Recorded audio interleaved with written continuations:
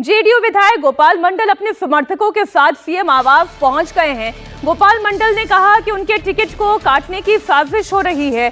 उन्होंने ये भी दावा किया कि सीएम हाउस में कुछ लोग बैठे हुए हैं जो उन्हें बेटिकट करना चाहते हैं। वे मुख्यमंत्री नीतीश कुमार से मिलकर अपनी बात रखना चाहते हैं, लेकिन जब उन्हें सीएम आवास में एंट्री नहीं मिली तो सीएम आवास के बाहर भी वो धरने पर बैठ गए।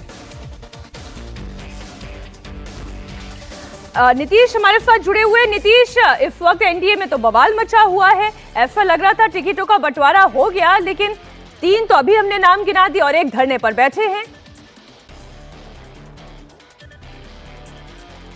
जी हाँ, बिल्कुल संख्या बट गई, कौन कितने पे लड़ेगा, लेकिन सीटें कौन हुई ये अभी तय नहीं हुई थी और यही कारण है कि अब खींचतान नजर आ रही है।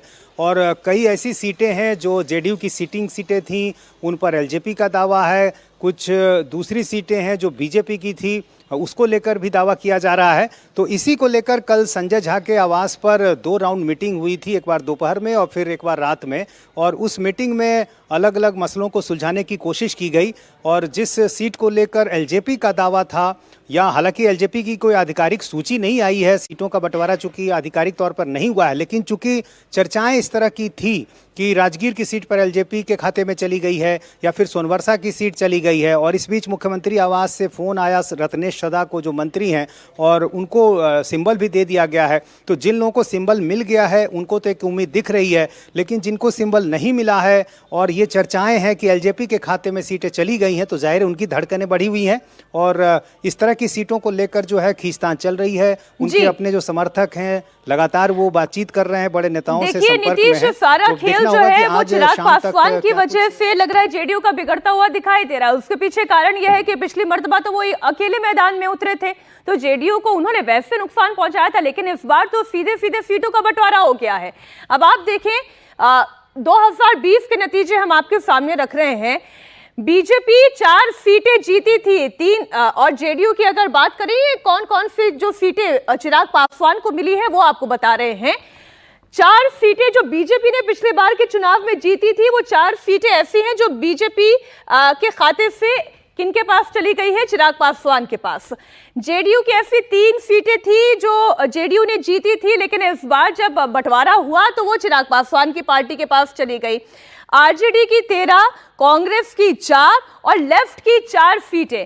तो ये वो सीटें हैं जो कुल 29 सीटें चिराग पासवान की पार्टी को मिली हैं। उनमें से यहां पर एनडीए में खींचतान इसलिए है क्योंकि 4 बीजेपी की जीती हुई सीटें हैं और 3 जो है वो जेडीयू की, जो 3 सीटें भी हमने आपके सामने रखी। अब बिहार में दोनों चरणों के लिए नामांकन की प्रक्रिया शुरू हो चुकी है और नामांकन की प्रक्रिया के दौरान एनडीए के अंदर जो ये खींचतान चल रही है वो जनता के अंदर जरूर एक पशुपेश की स्थिति पैदा कर रही है। एनडीए और महागठबंधन में सीट बंटवारे की गुत्थी सुलझ नहीं पाई है। एनडीए में सीट शेयरिंग समझौता होने के बाद भी कल प्रेस कॉन्फ्रेंस चल गई। अब एनडीए के सभी दल आज अपने उम्मीदवारों की लिस्ट जारी करेंगे। महागठबंधन में भी आज सीट शेयरिंग समझौते का ऐलान हो सकता है। कल तेजस्वी यादव और लालू यादव राहुल गांधी से मुलाकात किए बगैर दिल्ली से वापस पटना लौट आए। इसके बाद लालू यादव ने आरजेडी उम्मीदवारों को पार्टी का सिंबल भी बांटना शुरू कर दिया है। तो जेडीयू ने भी आज उम्मीदवारों को नामांकन दाखिल करने के लिए सिंबल थमा दिया है। अब सभी पार्टियां उम्मीदवारों के नाम के ऐलान होने का इंतजार किए बगैर नामांकन की प्रक्रिया में जुट गई हैं। तेजस्वी यादव कल नामांकन करेंगे। बिहार के डिप्टी सीएम सम्राट चौधरी 16 अक्टूबर को पर्चा भरेंगे। इससे पहले मोकामा के बाहुबली अनंत जेडीयू के सिंबल पर आज अपना नॉमिनेशन फाइल करेंगे। इधर बिहार में एनडीए के मिशन 225 को पूरा करने के लिए गृह मंत्री अमित शाह 16 से 18 अक्टूबर तक बिहार के दौरे पर रहेंगे और इस दौरान अमित शाह बीजेपी के नेताओं के साथ चुनाव रणनीति तैयार करेंगे।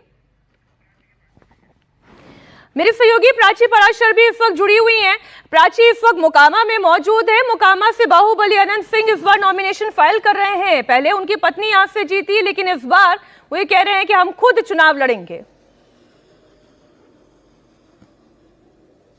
बिल्कुल, देखिए आप अनंत सिंह का अंदाज तो मीनाक्षी जानती हैं, वो अपने अंदाज के लिए जाने जाते हैं। और बड़ी बात यह है कि अभी जेडीयू में कौन कहां से उम्मीदवार होगा इसकी ऑफिशियल लिस्ट तो सामने नहीं आई है, लेकिन सीएम आवास से अब सिंबल बंटना शुरू हो गया है और ये सिंबल अनंत सिंह को भी मिल गया है। हालांकि वही अनंत सिंह हैं जो तकरीबन 6 दिन पहले सोशल मीडिया पर ऐलान कर चुके हैं कि वो यहां से यानी कि मोकामा से चुनाव लड़ेंगे। यानी वो अपनी उम्मीदवारी को लेकर, अपनी दावेदारी को लेकर बड़े कॉन्फिडेंट थे और अब सुबह 11 बजे का जो टाइम है वो उनकी टीम की तरफ से बताया गया है। वो नामांकन करने के लिए निकलेंगे और पूरे दल बल के साथ नामांकन करने के लिए निकलेंगे, क्योंकि अगर इस सीट की बात करें, मोकामा की बात करें, तो यहां अनंत सिंह के सामने जो सिंबल है वो जरूर बदलता रहता है, लेकिन अनंत सिंह यहां से अपना दबदबा कायम करे रहते हैं। हालांकि इस बार ये जरूर माना जा रहा है, ऐसी अटकलें हैं कि उनके धुर विरोधी अनंत सिंह के बड़े भाई को हराने वाले सूरजभान सिंह इस बार दावेदारी ठोक सकते हैं।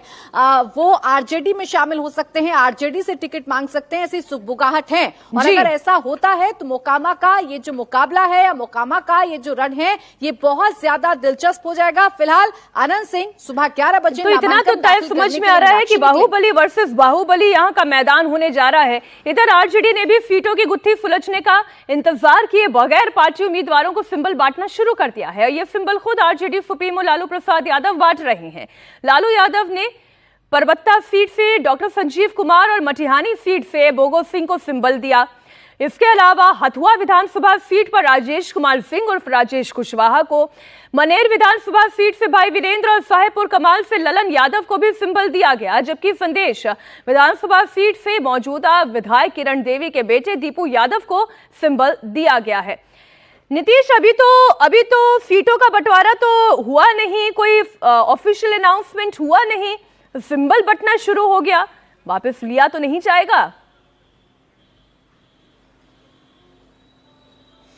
नहीं, अब चूंकि वक्त काफी कम है तो ऐसे में एक तरह की मजबूरी भी है, क्योंकि एक तरफ बातचीत भी चल रही है, समाधान निकल नहीं पा रहा है।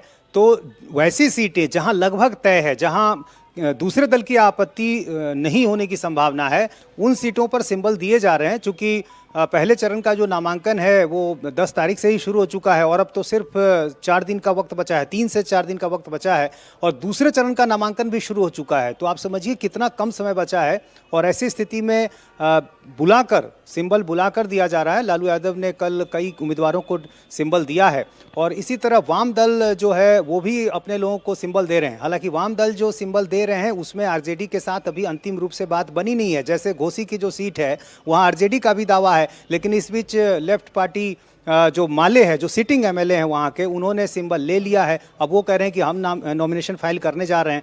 तो ये अजीब स्थिति है कि अभी सीटों की संख्या भी नहीं बटी है महागठबंधन में, कौन कितनी सीटों पे लड़ेगा, सीटें कौन कौन सी होगी ये भी अभी तय नहीं है और इस बीच सिंबल भी बांटे जा रहे हैं। तो तेजस्वी यादव जब कल पटना पहुंचे तो उन्होंने जरूर ये कहा है कि आज शाम या कल तक वो मामले को सुलझा लेंगे। भाई, चुनावों की डगर इतनी आसान नहीं है, बड़ी कठिन है ये डगर।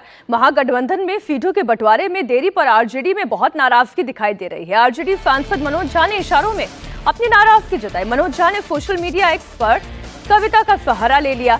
मनोज झा ने लिखा है कि रहीमन धागा प्रेम का, मत तोड़ो छिटकाए, टूटे से फिर ना जुड़े, मिले गांठ पर जाए।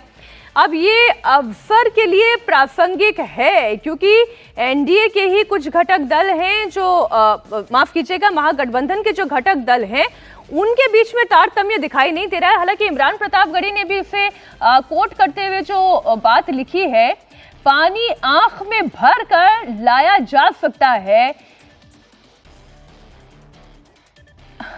अभी भी जलता शहर बनाया जा सकता है। जरा ब्लिंक ज्यादा है, पढ़ने में तकलीफ हो रही थी, लेकिन बात बिल्कुल सटीक इमरान प्रतापगढ़ी ने पहुंचा दी है आरजेडी तक।